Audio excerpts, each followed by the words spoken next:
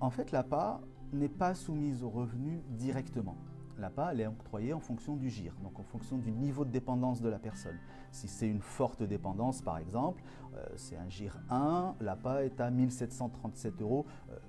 Je vous fais fi des centimes, hein. Elle est à 1737 euros par mois. Mais on l'a vu tout à l'heure, l'APA, c'est un montant théorique. Donc l'APA, ces 1737 euros-là, on va les rapporter par rapport au plan d'aide qui sera mis en place, plan d'aide pour rester à domicile.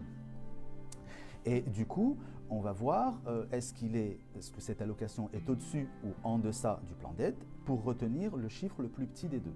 Donc là, selon cette approche, il n'y a pas de condition sur le revenu. Le revenu, en fait, c'est une dernière couche qui vient rentrer dans le modèle, c'est la participation financière. Alors, il y a 3 niveaux de participation financière. Soit les revenus de la personne, ils sont en deçà de 810 euros, auquel cas, il n'y a pas de participation financière. Donc, si vous avez un plan d'aide qui est à 1500 euros en GIR 1, votre allocation, elle est de 1500 euros par mois. D'accord ? Ensuite, on va avoir une tranche qui va aller de 810 euros à pas loin de 3000 euros, 2986 pour être précis.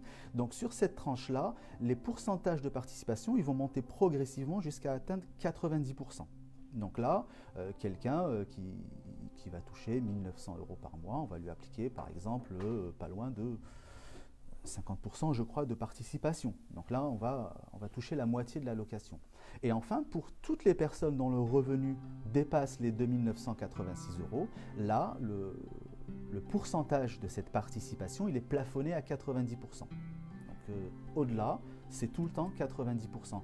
Mais en fait, on voit ici que comment ça s'appelle, très très vite, cette allocation, elle peut vraiment être faible, puisque l'éventail est très très large, entre 810 et 3000 euros. Très très vite, on peut venir imputer une participation sur l'allocation et voir l'aide qui est octroyée bien diminuer.